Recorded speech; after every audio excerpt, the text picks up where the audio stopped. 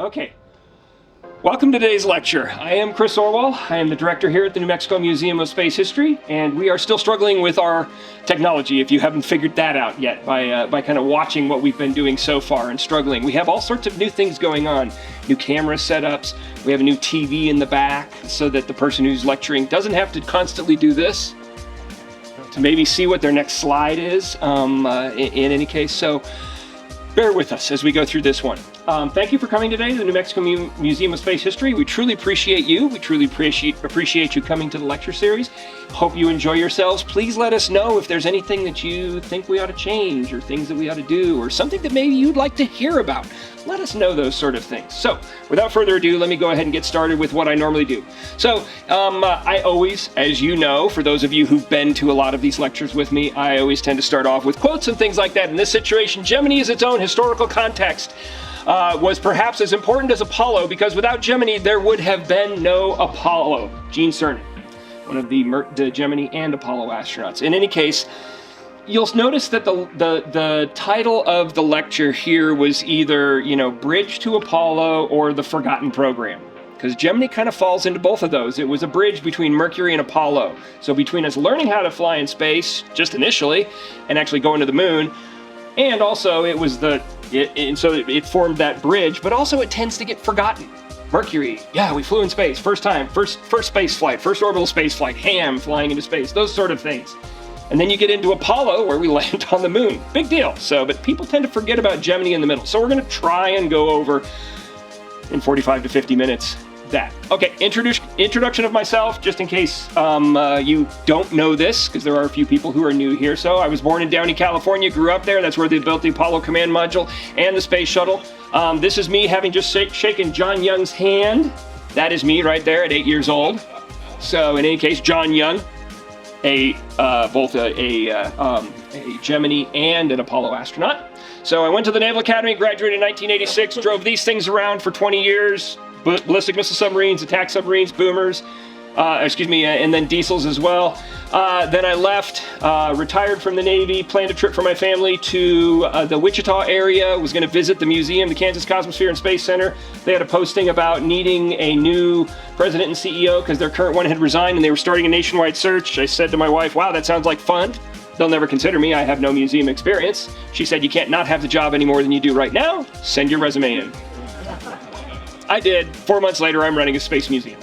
So did that for 5.5 years and then came down here at the recommendation of one of the Apollo astronauts. I have 9 children. This picture is many years ago because the little guy in that picture right here is now 14 years old. But I use that picture because it's the same one I sent to space with Steve Bowen, who is a classmate of mine from the Naval Academy. So I think that you have to understand the feeling that I'm going to turn around because that's tough to read from back there. I think you have to understand the feeling that a pilot has, that a test pilot has, that I look forward a great deal to making the first flight. There's a great deal of pride involved in making a first flight. Now, Ed White didn't make the first flight of the Gemini program, but you're going to see that he made a significant first in the Gemini program as we get into it. So NASA, Gemini, named for the 2 stars. Anybody know what the names of them are? Castor and Pollux, very good. So also characters from the dystopian movie series with Jennifer Lawrence, but we'll not go into that one. In any case, though, it was approved by NASA on 7 December 1961, and then actually announced to the public on 3 January of 1968. And in the interim between those, on the 22nd of December, was when they approved the contractor, who you'll see was a carryover from the previous Mercury program with McDonnell Aircraft. In any case, so what was the whole point of the Gemini program? Well, there really were 4 major things that they needed to do. They needed to prove long-duration space flight. So how long could we stay up in space? Could we stay up in space for the length of what would be necessary for Apollo? Up to 14 days, 2 weeks. So we needed to prove that. We needed to prove extravehicular activity, spacewalk. Can we get outside of the spacecraft? Can we move around? Can we work? Can we do those sort of things? So then orbital maneuvering, i.e. maneuvering the spacecraft to higher, lower orbits, maneuvering it around, rendezvousing with another object, spacecraft, whatever, and then also doing docking, actually connecting two spacecraft. If you can't do those things, you can't go to the moon. You can't do lunar orbit insertion, all those sort of things. So, or lunar orbit rendezvous, excuse me. And then atmospheric re-entry, essentially pinpoint landings. Not just can we land in a giant ellipse, but can we land in a very precise point? And Gemini really did that. So, in any case, though, just a little bit of information. You can see over on the far right there the 2024 cost, but this is what the programs cost back in the day. You can see the Mercury program there, $277 million, Gemini program $1.3 billion, and then the Apollo program $28.4 billion in their eras. But if you move it forward, $2.7 billion, so, and then 12, I think, yeah, 12, and then $187 billion. Just to put it in context, anybody know how much an aircraft carrier costs? $2 billion. Oh gosh, no, way more. The unit cost right now of the Gerald Ford that they just launched was $13 billion, but when you add in all the programmatic costs that go before that, the actual cost moves up to about $37 billion. Okay, so Gemini was, a third of a carrier. So essentially, Apollo, yeah, about 4.5 carriers. So a little bit more expensive. A lot of prestige went with it though. Okay, so this is the Gemini spacecraft. Like I said, McDonnell Aircraft was the contractor for it. They had done the Mercury capsule before, and you'll notice similarities to the Mercury capsule. It's kind of realistically, it is kind of a bigger Mercury, if you want to get down to it. But there was so many more improvements.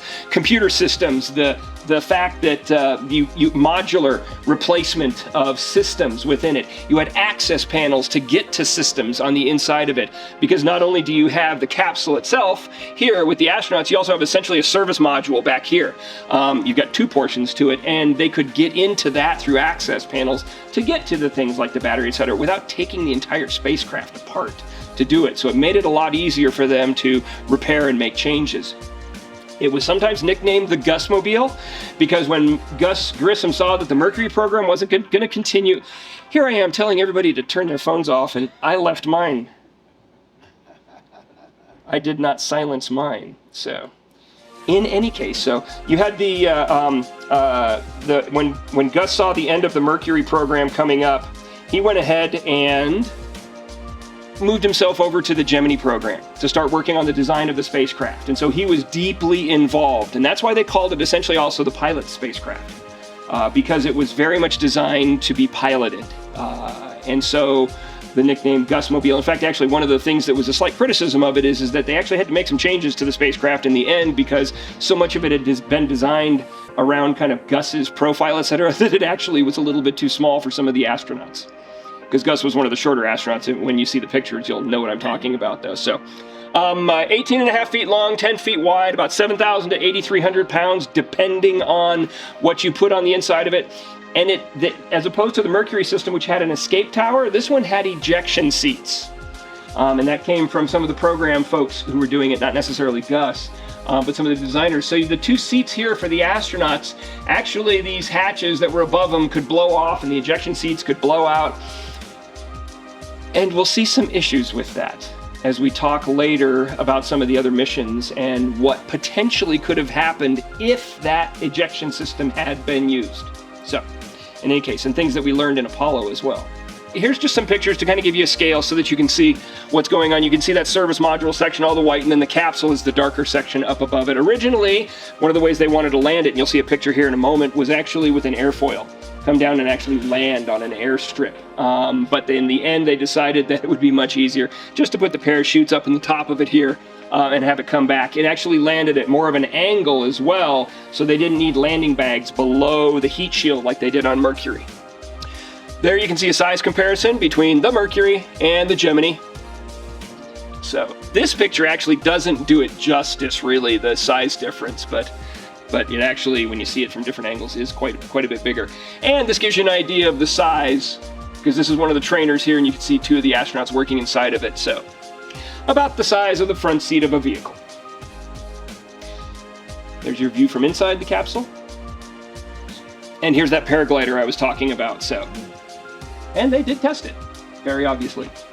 So part of the reason for that is that the Air Force didn't like having to rely on the Navy to get capsules out of the ocean and things like that. So yes, service rivalries, especially back in the 50s and 60s, et cetera, et cetera. So one of the other things that Gemini, they wanted to use it for, and this was sometimes a NASA plan, was for very long an Air Force plan, was to use Gemini, essentially a big Gemini spacecraft for a manned orbiting lab that the Air Force would have had, and this would have had people on the inside of it. And here's a picture of the laboratory, and it could have carried, look at all those astronauts. So whole bunch of them take up and then operate in the lab, and this could have been used for spy operations and everything else. So that was the Air Force's idea, and so they continued with that for a number of years until the Gemini program pretty much got going, and then they had to abandon it. This is how they started training on it. Yeah, those look like cardboard panels. But this is an actual, no kidding, this was the first trainer that they started working on. Now, you saw one of the more advanced trainers there, but it's just kind of fun to see stuff like that. They had to train on all sorts of things. The other thing they needed to train on was docking. Gemini capsule and an Agena target vehicle right here. And they're practicing here on land, actually having the two come into each other at the appropriate speed and making sure that all the docking mechanisms and everything else work. Remember? Docking was one of those major milestones that Gemini had to do. So, who was going to fly this? And it says the new 9, but you see in front of them are the Mercury 7 right here. So a few of these guys are actually going to fly. Wally Schirra is going to fly, Gus Grissom is going to fly, and Gordo Cooper is going to fly. This guy here, Al Shepard, was supposed to fly, but he developed Meniere's disease, an ear problem. He was supposed to be the commander of the first human space flight of the Gemini program, and he developed an ear problem, so he and Tom Stafford got kicked off of the mission, and you'll see who they put on in their place. In any case, though, and you have the new 9 behind them. Virtually all of these folks flew except for him. He died in an aircraft crash. He was on a mission. He was supposed to fly, and we'll talk about that when we get to it, but he and his pilot, because they had a command pilot and a pilot for the mission, because Air Force people, you can't have a pilot and a co-pilot. You got to have a command pilot and a pilot. In any case, though, you're going to see I try to make fun of the Air Force all the time. But in any case, though, sadly, he and his pilot from the mission crashed their T-38 into the McDonnell plant when they were going there to inspect their spacecraft before the mission. It was a foggy day, and they came in and clipped part of the factory. In any case, though, but virtually all the rest of these folks fly in Gemini, and most of them on Apollo as well. And then you have Group 3, the 14. They didn't really have a great nickname for themselves. And most of these folks all flew as well. A couple of them did die in plane crashes, as I just mentioned. But most of these folks did fly as well. So these are all the launches of the Gemini program. Starting over here with Gemini Titan 1, GT1, Gemini Titan. Titan is the rocket that takes the Gemini spacecraft up. It is yet another ICBM. So already in the Mercury program, we've used 2 different ballistic missiles. Now we are using a 3rd in the Gemini program. It's not until the Apollo program that we have our first purpose-designed rocket for a space program. So we're still using the Titan. And by the way, the Air Force then was all the launch personnel at the pad. No surprise there, because it was an Air Force asset. So Gemini Titan 1, Gemini Titan 2, these are uncrewed, unmanned back in that day. In any case, though, the Gemini Titan 1, which goes up in April 1964, does go up in orbit, ends up staying in orbit a little bit longer than they expected due to the rocket firing a little bit longer, etc. But it's essentially getting the spacecraft human-rated at that point in time. And it doesn't actually do a full re-entry with the heat shield because they knew the batteries were going to go out. They didn't have good batteries at that point in time, and so they just let it burn up on re-entry, at least as far as the capsule. Gemini Titan 2, which went up in January 1965, was a suborbital test, and it was just literally to test the re-entry systems. And so up, back, down, just like the original Mercury flights. Then we get into Gemini Titan 3 all the way up to Gemini GT12 here, Gemini 12.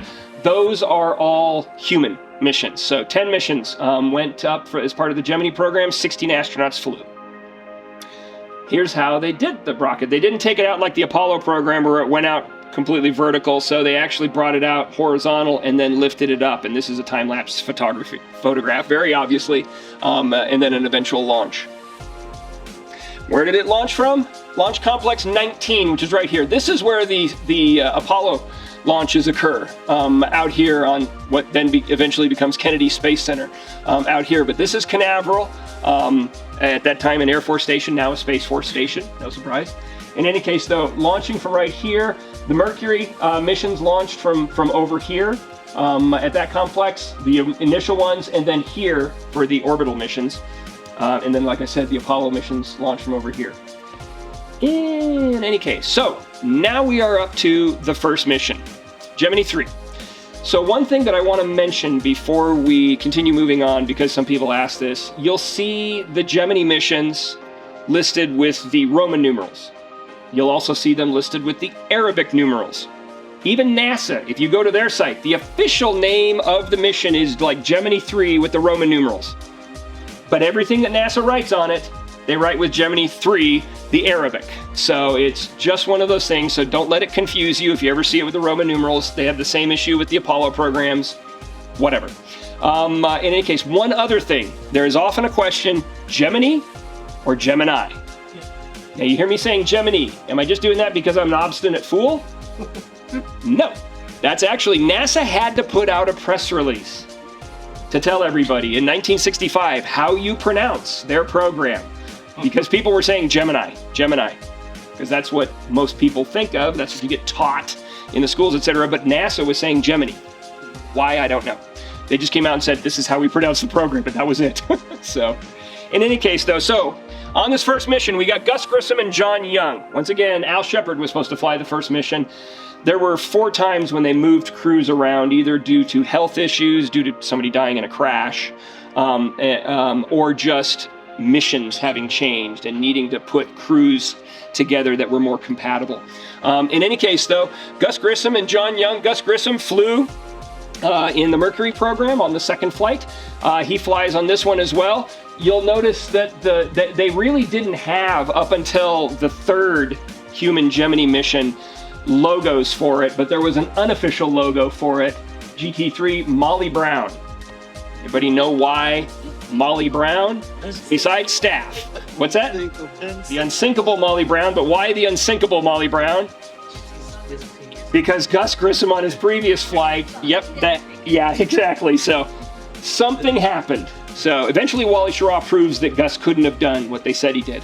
In any case, though, so the hatch blew off on the spacecraft sunk to the bottom of the ocean. By the way, that spacecraft was brought up from the bottom of the ocean, Liberty Bell 7, and it was then restored by the museum that I used to be at. In any case, and is on display there.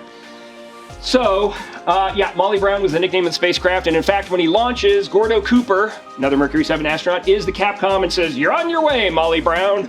So, in any case, NASA did not like that at all. At all. So, 23 March 1965, you'll notice that there's not a spread because it was only up there for 4 hours and 53 minutes. This was the test flight. This was to kind of shake out the spacecraft for humans. The only thing really that they did here, so you see, is that they did some spacecraft maneuvers with it, just to prove that the maneuvering systems worked on it, the OM system. So, and did a limited number of orbits, just 3 of them. Here they are training. Gus in front of the Gusmobile. So one thing that they did have on it, they did have an experiment that they were supposed to do.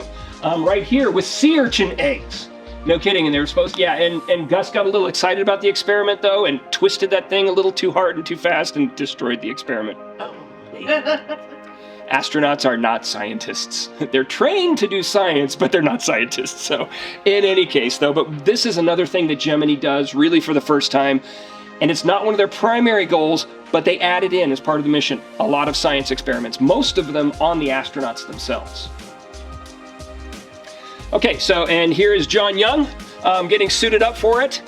In one of his pockets, in this picture, does anybody know what's in one of his pockets that was contraband? Sandwich. A corned beef sandwich. Oh my God. That he took up with him. They had some food that they were supposed to take up with them. In the Gemini program, they were testing, what you eat, what comes in and what goes out. They were testing all those sort of things, but he decided to take up a corned beef sandwich, and on the second orbit he pulled it out and offered Gus some of it, and they shared a little bit of the sandwich, that Gus put the rest back into his pocket, and NASA was also not happy about that when they found out about it afterwards. So, but it's one of those funny little humorous stories from the Gemini program. What did the astronauts get a little bit worried about? Why did Gus stop eating it? Anybody know? Flakes in the Nope. Yeah, there you go. Crumbs. Yeah, that bread, crumbs, air can get into panels, can go into your eyes, lungs, etc. So, yep. Which is why we don't really have bread on spacecraft these days. Astronauts, the most popular thing is tortillas. So, okie doke, and here they are coming back. So, and and doing some training here for the eventual recovery. Okay, something happened right after the Gemini 3 mission, and that was the fact that Mission Control moved. Mission Control was still out at Kennedy Space Center for Gemini 1, Gemini 2, and Gemini 3.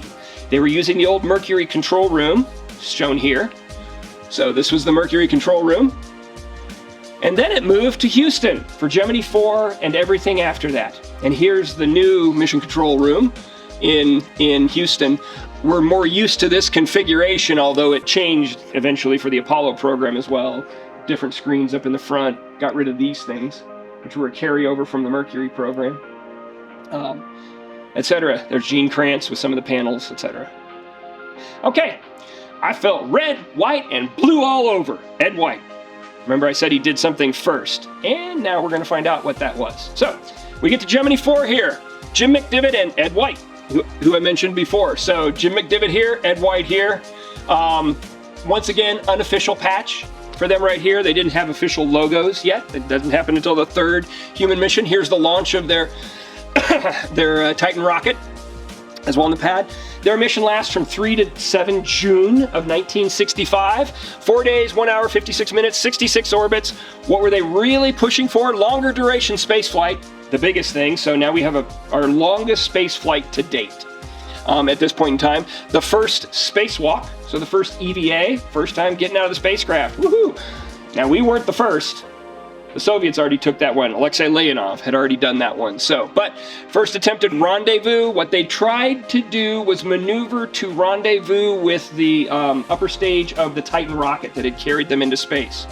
Go back and rendezvous with it. There were no lights on the Titan rocket. It was still venting, and so it was moving constantly. And the intuitiveness of orbital maneuvers is not normal. Don't think like they did, most pilots. You know, you see something a distance out, you speed towards it. With orbital mechanics, when you go faster, you go lower, and or you go higher, etc. There's all this weirdness to when you speed up and slow down, you go to different orbits, and you either move backwards, and it's counterintuitive. Faster is backwards, and slower is forward, etc. In any case, we didn't quite understand everything at that point in time, so it was a failed attempt. They just surrendered it because the primary thing they were supposed to do on this flight was the EVA. So here you got Jim McDivitt and then Ed White over there, and here's Ed White after he got out of the capsule. Now, fortunately, during training, when Jim McDivitt was actually doing some training in the capsule, they had a problem with one of the hatches. And there was a technician there, and they couldn't get one of the hatches open, and the technician came over and said, okay, here's what the problem is. I figured it out. And he showed Jim McDivitt what the problem was, because when they got up on orbit, guess what? Ed White's hatch wouldn't open.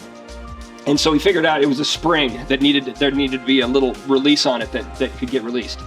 In any case, though, so Jim McDivitt took care of that. They got the hatch open. Ed White goes out and does a spacewalk out over a little bit of the Pacific, and then also over the United States. A couple of pictures of Ed White doing the first spacewalk here.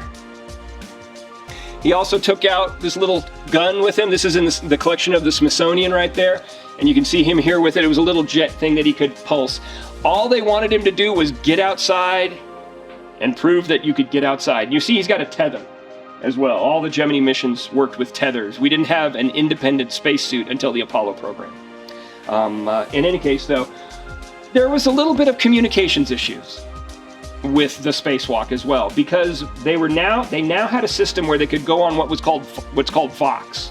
So in other words, when you talk, it automatically transmits out. But what they discovered is that when Jim McDivitt went on to Vox on his unit, it actually cut off all communications from the ground. Oh. And so Gus Grissom, over virtually the entire time that Ed White was out there, called over 40 times to try and get in touch, because he was the Capcom, to try and get in touch with the spacecraft, and they wouldn't answer. So it ends up eventually getting to a kind of a funny interchange at the end when it's getting, they're already moving, essentially about to move past when he should be back in the spacecraft. Why does he need to get back in the spacecraft? Because the sun's going to set and it's going to get dark. And getting back into the spacecraft in the dark might be a lot more difficult, which, by the way, he had to do anyways, because he kind of stayed out there taking pictures, etc. And eventually Jim McDivitt goes off of Vox and tells Ed White, hey, I'm going to check in with the ground and see if they got any message for it. Well, in the interim, Chris Kraft had essentially been yelling at Gus Grissom, tell them to get back in. And so Gus Grissom finally, or I should say Jim McDivitt finally calls down and says, Gus, you got any message for us? And Gus is like, yeah, get back in. So then Ed White comes back in and talks about it being the saddest moment of his life, having to come off of that spacewalk. One last shot. Here they are after coming back, by the way, Alexei Leonov. So they met up with him afterwards as part of a promotional tour. And now we have our first break for a commercial. Tang.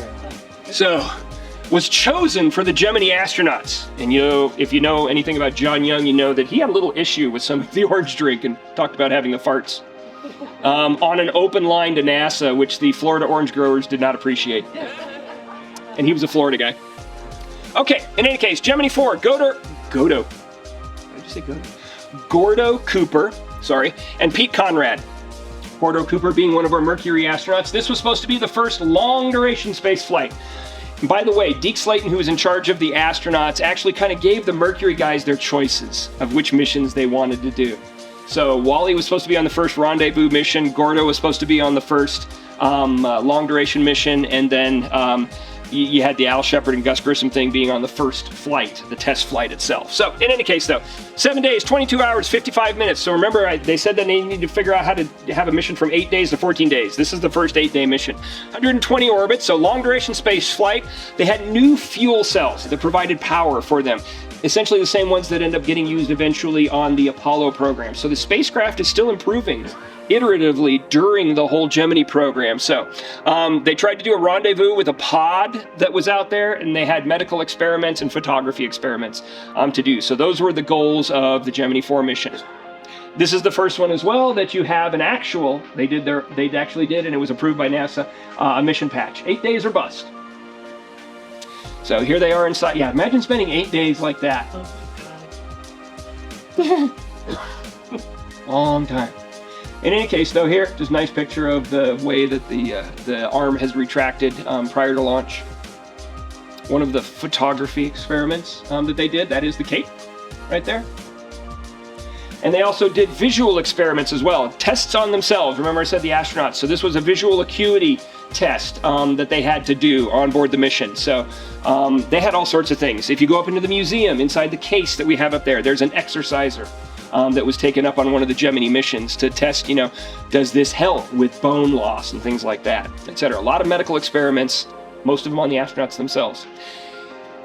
Here we are, recovering Gordo Cooper right here, but interestingly enough, this is the only one where they actually did recover some of the early rocket stages because they floated afterwards, and those are actually located at the U.S. Space and Rocket Center in Huntsville, Alabama, those stages from the Titan rocket that they were able to recover.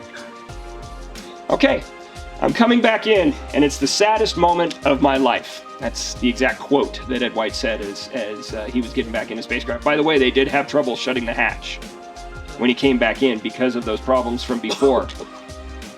And because of that, he was supposed to have a second EVA where he just stood up in the hatch kind of thing. And so they're testing multiple EVAs, etc. And Jim McDivitt said, nope, not gonna mess with that hatch. I don't want to have that thing not be able to shut and us die, up here in space. Yeah. Is that the one where they didn't have grab handle things? No, because he was just floating. Oh. I'll get to that. I'll get to that, talking about that. Yep. They didn't have that on any of the missions until the last one. So, Gemini 7. Okay. Anybody see a problem here? They don't have clothes on. Nope. Not in the pictures. In what I just said. What was the last mission? 6. 5. 7. Huh? Okay, we will get into why this is, but Gemini 7 flew before Gemini 6. So, 4 to 8 December 1965, Frank Borman and Jim Lovell, whose names you probably recognize. Something about that Borman guy here in New Mexico. We've heard of him somewhere. In any case, though, and Jim Lovell from Apollo 13 fame, eventually he flies again in the Gemini program. 13 days! So now we go from 8 days to 13 days. So here's the 2 weeks. 13 days, 18 hours, 35 minutes, so essentially the 14-day. 206 orbits.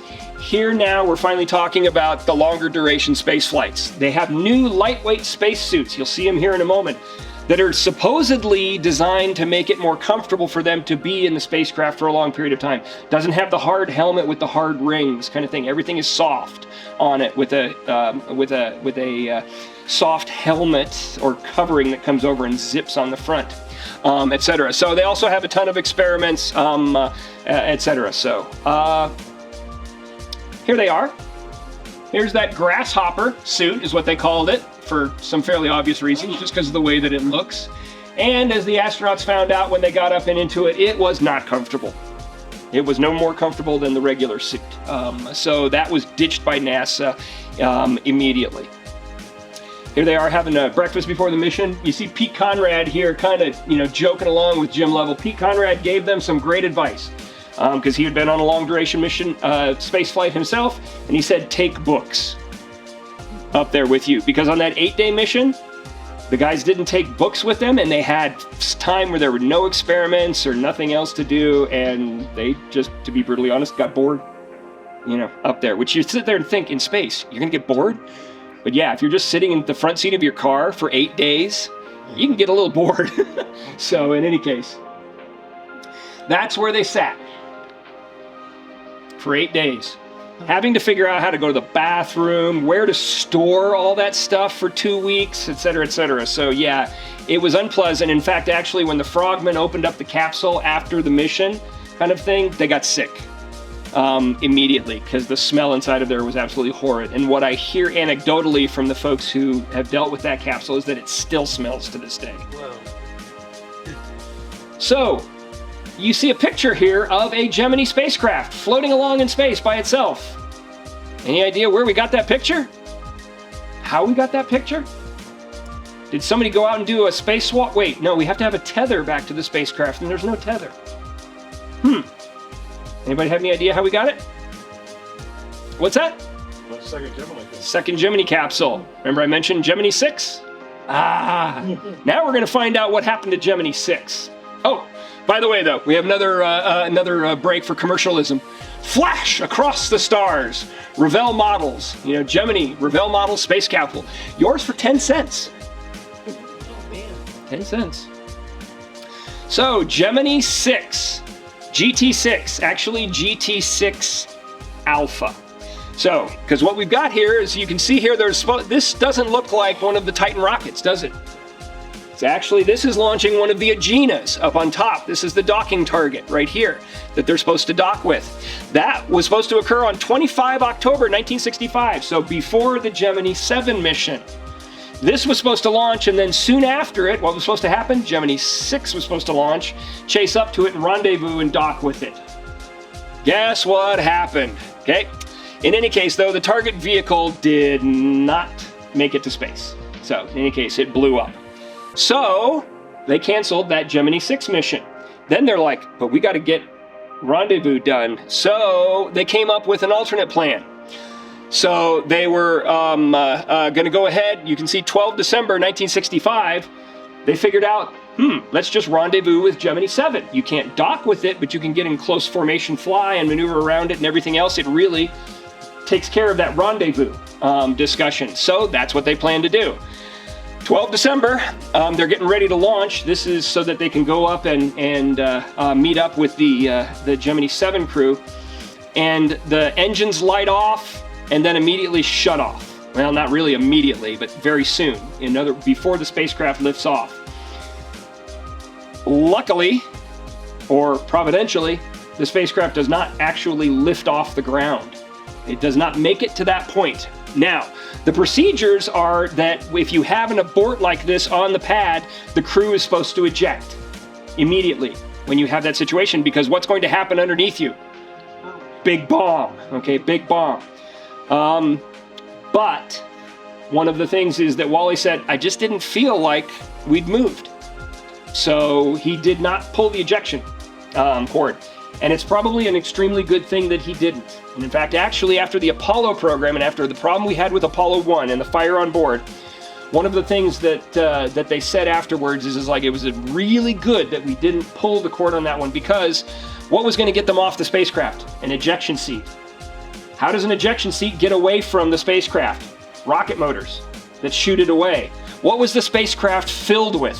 100% oxygen. And as we know, during the Apollo 1 fire, 100% oxygen and Velcro, which doesn't burn normally at sea level, it becomes almost explosive.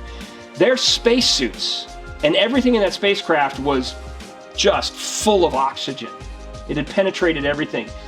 I think it was John Young said we would have looked like Roman candles ejecting from that spacecraft if they'd done it. So, in any case, though, thankfully they didn't, and also because he didn't, that allowed them to reset the spacecraft and go up again 3 days later. 3 days later, they fixed the pad, they fixed everything with the spacecraft, got it ready to go again. Wally Schirra, Tom Stafford, they go up for 1 day, 1 hour, 51 minutes. The guys in Gemini 7 were jealous, definitely. 16 orbits, rendezvous and docking with Gemini 7, laser observations, seeing a laser from space from White Sands Missile Range. And here we've got crew in. Once again, sometimes just trying to give you an idea of what it was like. And here they are rendezvousing, getting close to each other. Got within 20 feet of each other, and then Wally maneuvered the Gemini 6 spacecraft all around the Gemini 7 spacecraft. This is one of my favorite shots of the whole Gemini program, for very obvious reasons. Because what you had, Frank Borman was a West Point graduate. All the other 3 astronauts on the mission were all Naval Academy graduates. And so as Wally and his crewmate came up there, they actually put a Beat Army placard in the window and held it up for Frank Borman. So one other thing that happened on the mission, and remember it's during December, so they, Wally Schirra, they took up a harmonica and jingle bells. And they actually, no kidding, played the first song from space, Jingle Bells. And we'll see if it works here. It's just a slow intro.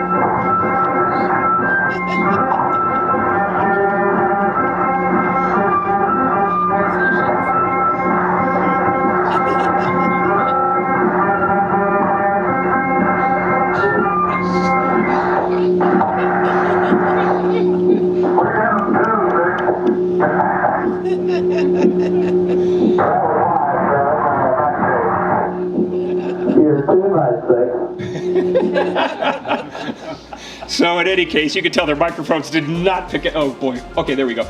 Did not pick it up too well. Needless to say. So in any case, here they are after come back. There's Wally with big smiles on his face, as they always called him as well, Jolly Wally, which you can kind of see that he was a jokester, most assuredly, and he was a fun person to spend time with. Okay, want to have fun? Come over to my house. You stand in the backyard and I'll stand in the front yard. You throw a tennis ball over my roof and I'll try to hit it with a rock as it comes sailing over. That's what we are going to have to do. Now, that's not a real quote. That was actually what was written for actor Stephen Root, who played Chris Kraft in From the Earth to the Moon, but it talks about the idea of rendezvous and how difficult it is. Okay, so now we are up to Gemini 8. Neil Armstrong and Dave Scott, 16 to 17 March 1966, 10 hours, 41 minutes, 6 orbits. Okay, rendezvous, docking. Got to get this done. You know, once again, these are things that they have to get done. Long duration space flight, just did it.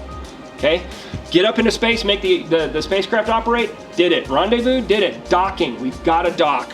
So they go a planned 3-day mission, rendezvous and docking with the Agena, spacewalk with the Agena. So get out of the spacecraft, go over to the Agena, retrieve some experiments from it, and then power tool testing, test some tools in space.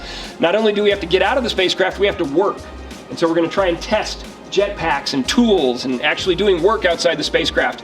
Extravehicular support pack, in other words, like a jetpack, that was planned. That did not happen on the mission. And why did it not happen? It's because, well, they got up, no problem. They got docked with the Agena. You can see there's the Agena target.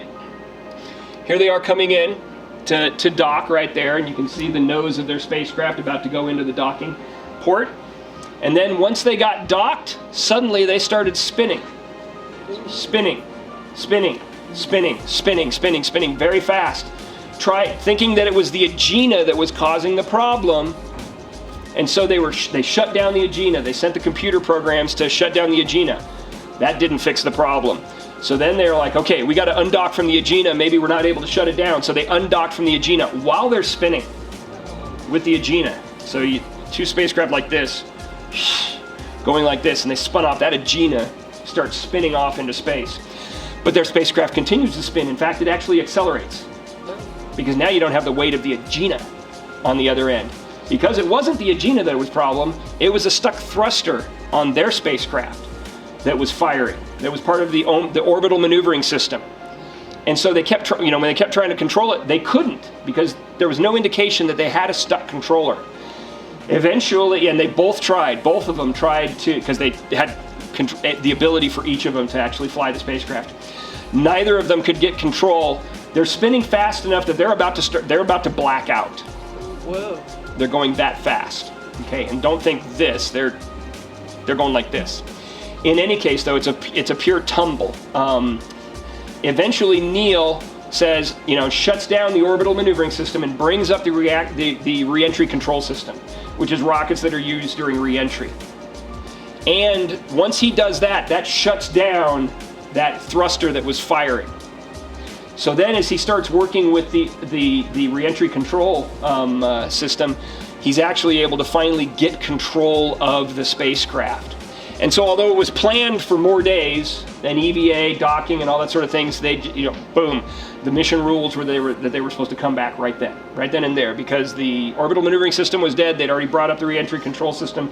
They needed to come in before they used up more re-entry control system propellant, and then couldn't control the spacecraft coming back into Earth's atmosphere. So, in any case, here they are after being recovered. They landed way far away from where they were supposed to, needless to say. In any case, though, but it was one of these thrusters up here that actually, one of the thrusters back here. This is improperly labeled, so in any case, that was causing the problems. There you go. Ravel, back at it again here. So, win this full-size Gemini spacecraft. Yeah, imagine putting that in your front yard. Hey, Mom, guess what I won? Okay, Gemini 9, Elliot C. and Charles Bassett. You may not have heard those names before, you might have. So, because they actually didn't fly. Remember I mentioned the two astronauts who actually crashed into the McDonnell plant going to inspect their spacecraft.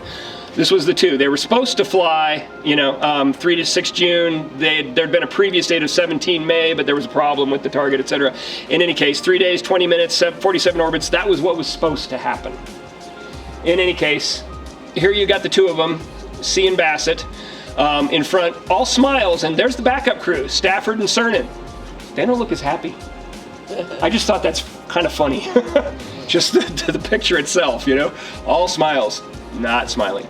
So, in any case, but this is what happened as they crashed their aircraft, their T-38. So, who really flies? Cernan and Stafford. They pick up the mission. So it was supposed to be on 17 May. So they fly on 3 to 6 June. They just move it back a little bit. It is 3 days, 20 minutes, 47 orbits. Dock with an Agena is the primary goal. Remember, we have docked with an Agena, but some stuff happened. So we've proven that we can dock now, but we still want to do all those other things. Get out of the spacecraft, do the EVA while you're docked, use the tools, use the maneuvering unit, etc. So they get up there and, problem. So their target does not look so good. In any case, this is nicknamed the Angry Alligator because the shroud did not come off on it. You can see the band still on there. So needless to say, no docking. They wanted to possibly put the spacecraft in there and pry that apart. Not a good idea. So So, but we do get to the spacewalk portion of it. Gene Cernan does get out. He does do spacewalk. He does work his way back to get to where the maneuvering unit. He even does get the maneuvering unit on. But by that point in time, he's been out there for a long time. His exertion level is huge. His heart rate is 170 beats a minute. His visor is fogged up, and he's exhausted. He lost a lot of weight on that mission as well. A lot of water, a lot of weight, etc. And so, rather than continuing it and trying testing that out, they're just like, get back in. And it was a struggle for him to get back into the spacecraft. And from these initial spacewalks, not necessarily Ed White's. Ed White's was get out of the spacecraft, float around, when you're done, pull yourself back in. Easy. But here we're actually trying to do work. And what they discovered is without footrests, without handholds, without things to hold on to, without tools that are designed properly to move around a spacecraft, spacewalking is hard. It's not just floating around. Trying to get from point A to point B on a spacecraft without those things is essentially impossible. And, oops, sorry. How many did I go forward? In any case, though, so we learned from that one, and Buzz Aldrin does a lot of testing in the neutral buoyancy lab, underwater, using new tools, footrests, handholds, things, and they figure that out. It eventually works on Gemini 12, and we'll see that. Splashdown, that's the heat shield. Okay. Gemini 10, John Young and Michael Collins, 18 to 21, July 1966, 2 days, 22 hours, 46 minutes, 43 orbits. Once again, rendezvous and dock with the Agena. Now, though, we want to maneuver. We want to raise our orbit. We want to get further up. We want to have the two craft dock together and now do some maneuvering with them, because that's what we're going to be doing when we go to the moon on Apollo with the two spacecraft. And so and you're going to have an EVA to the Agena, and then some radiation testing, etc. Whoops, let's step down here. Right, I repeated the picture, I don't know why. So, yep. I think I was putting stuff in and I forgot to pull that one out. So, in any case, though, here they are. There's their Agena target. Here they are firing some of the Agena engines. And that's them raising their orbit up. And they went to the highest orbit of anybody to date once they did that. Here's a better picture of them docked with the Agena, so you can see how the two spacecraft are connected. So, Pete Conrad and Dick Gordon do Gemini 11. So 12 to 15 September 1966, 2 days, 23 hours, 44 orbits. This time, though, instead of having the Agena up there and then getting into orbit and then spending time and catching up to it and catching up and getting docked up with it on a later orbit, this is the first time that we want to go straight up and dock right away with the Agena. We need to prove that as well. And so that's their main thing that they were supposed to be able to do. Once again, use the Agena to get into a higher orbit, do a couple of EVAs, etc. Scientific experiments, the same thing. So once again, there's the Agena. They tethered to it. They were actually supposed to do an experiment as well where they had the two of them tethered together, fired their thrusters, and with the two of them tethered together, spin with them together. So kind of testing some gravity experiments, etc. They didn't do that. Little dangerous. Picture of the Persian Gulf area. So, and here you can see doing the EVA itself. There's Dick Gordon on top of the Agena rocket. We learned a little bit by this point in time, but we still did not have all the handholds, etc. So he got extremely exerted as well. He was trying to retrieve an experiment off of that Agena. And here they are, a couple of Navy guys on a ship after their mission. Okay. All the many successes and extraordinary accomplishments of Gemini still left NASA's leadership in a quandary. What was the quandary? They still didn't know how to work outside the spacecraft. They could get out, they could rendezvous, they could dock, they could maneuver, etc., but they still didn't know how to work in space. So, luckily we got Gemini 12 still to go. Jim Lovell, Buzz Aldrin, Jim Lovell, Buzz Aldrin. Backwards, sorry. In any case, though, here's their liftoff. Okay, 11 to 15 November 1966. This is the last mission of the Gemini program. 3 days, 22 hours, etc., 59 orbits. Okay, now the main thing that they're going to do is, yes, they're going to rendezvous and dock with an Agena target. Then they're also going to get out of the spacecraft with all these new handholds and footholds and these new, counter-rotating tools and things like that. And Buzz Aldrin is going to do multiple EVAs and test all this equipment out. And NASA was ecstatic. because all of it worked exactly as they had hoped it would. He was able to get out there, do all the work he was supposed to, not get exerted whatsoever, and even have time left over to just sit there and admire the view of the Earth below. I just love the picture of all four of them inside the spacecraft. So you got Jim and Buzz here, and then this was their backup crew of Conrad and Cernan. Once again, tethered to the Agena. And there's Buzz outside doing the Buzz thing, getting his work done. And here they are after the mission, and here some of the NASA folks, including retired astronaut John Glenn, celebrating post-mission in mission control there in Houston. And one last one. The Gemini space flights.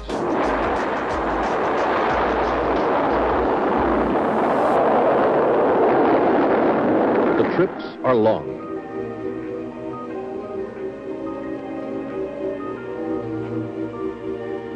The training is hard, like this spacewalk practice. But the astronauts do some things you do. In space, they drank Tang. They mixed it like this in a zero-G pouch, because with no gravity, it would fly all over. You don't have that problem. You can mix it in a glass. Up there, they have to drink it carefully, this way. You can drink it any way you like. Tang tastes orangey. Tastes great. Has lots of vitamins C and A. Tang, chosen for the Gemini astronauts. Have a blast. Have some Tang.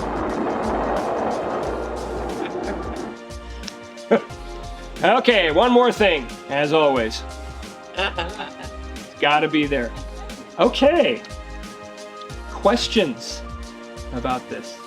Is the alligator thing, did they ever get to it again? Oh God, no. Oh, No. it's just, No, they moved away from it, so, and abandoned it up there. Yep, so. It was not something that they were going to be able to fix. So, and they had plenty more Agenas.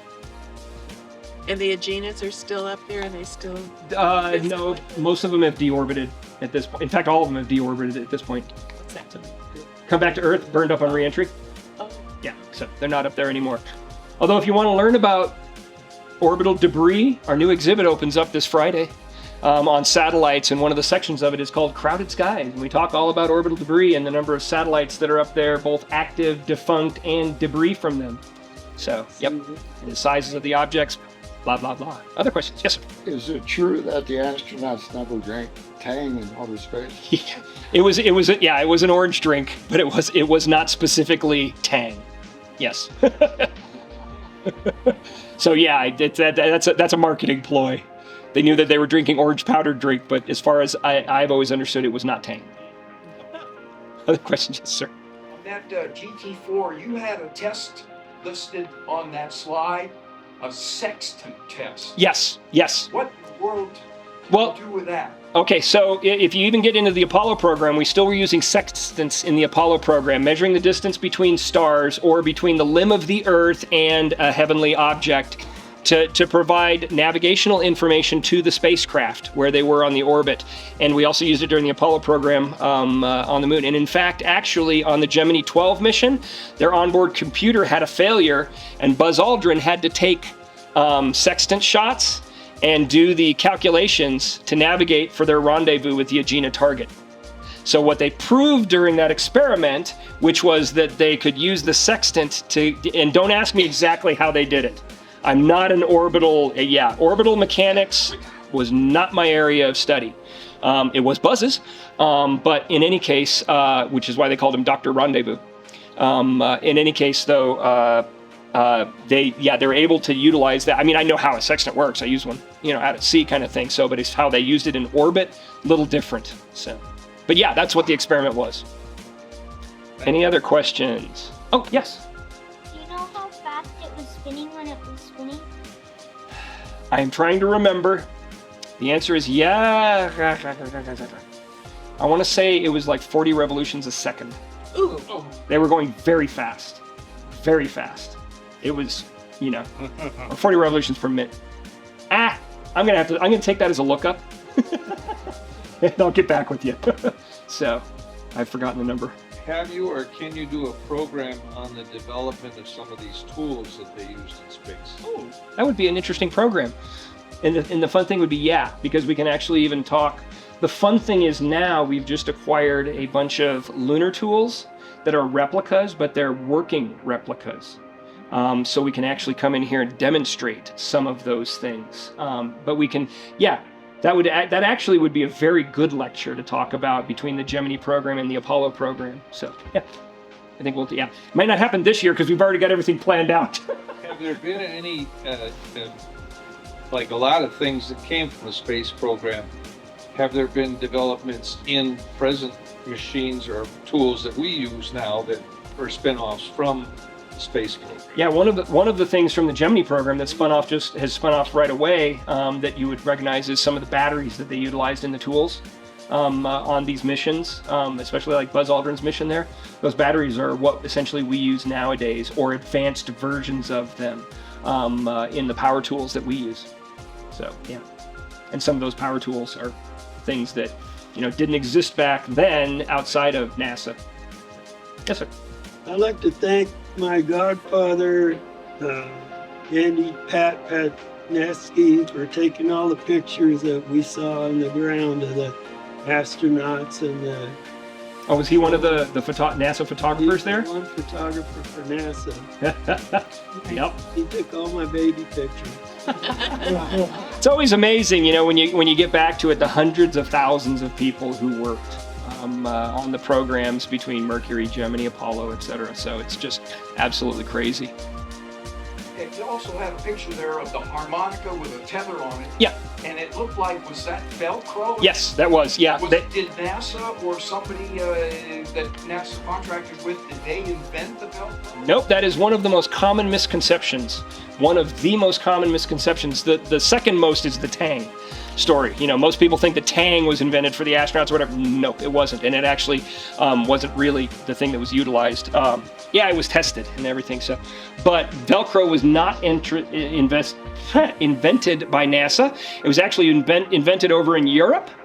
And existed decades before NASA even came into existence. NASA was smart enough, though, to recognize this is good stuff, and this is the way that we hold stuff in place on our spacecraft. And so, yeah, NASA used it extensively, and that's where it really gained its fame, was through NASA. So, but it wasn't invented by NASA. It was just really utilized by them.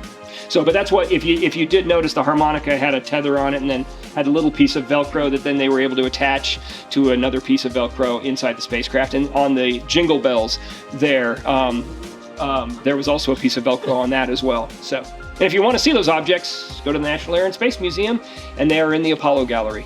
So there, which seems strange, but Gemini was a lead into Apollo, so it's part of that big gallery, new one that they've done. Yes? When they were docking, what speed are they at? And were both vehicles going the same speed? And then how does that speed compare to the last mission speed? Is it all the same? Do they all go around the Earth the same speed? So what happened? Yeah, the basic point is that if you are next to another spacecraft, you're both going the same speed relative to Earth. Okay. But the thing for docking is it's speed relative to each other. So both of you may be traveling 17,500 miles per hour around the Earth, because that's what it takes to stay in orbit. You remember the whole orbit is ancient folks sat there and said, yeah, you fire a cannon, and eventually it goes to the ground. You fire that cannonball faster, it goes further, but it still falls down. If you shoot it though fast enough, it falls at the same diameter as the Earth, and it goes into orbit. So that was the whole point of getting up into orbit. So once you're up in orbit, and you're going, we'll just say 17,500 miles an hour, because it always depends on what altitude you're at, et cetera, et cetera. So in any case, you're going around, you and that other spacecraft are both going like this. Then it's a matter of you and the other spacecraft moving towards each other, and it's just a few miles an hour, very slow as you're coming in. So when they're docking, I don't know the exact speed that the Agena and the Gemini were going. I know that it was like 2 or 3 miles an hour, but I don't know the exact speed that they were going relative to each other. And the Agena is not moving, it's just sitting there. It's in orbit, so it's moving, but it's just sitting there, and the Gemini is what moved into the Agena. The Agena did have an engine, but that was after they docked with it. Then they could computer control via linkage to the Gemini. That was part of what they did. They could then control the Agena's engine and put them into a higher orbit. Any other questions? Yes. If you go on the NASA channel or through YouTube and stuff like that, you can witness SpaceX actually docking with the International Space Station. Yep. I mean, it's fascinating. Yeah. You can feel like you're riding on the trip with them. I'm still amazed at the fact that, you know, I can be sitting somewhere far away on my phone watching a spacecraft going into space and see the video live from the rocket looking back at the Earth, and then see the video live from the rocket coming down to land on the Earth alongside of another one that's doing the exact. That still blows my mind. You know, absolutely blows my mind that I can, you know, that you can do that nowadays. So, okie doke. Thank you so much for coming. I know that April's got the list of what's coming up.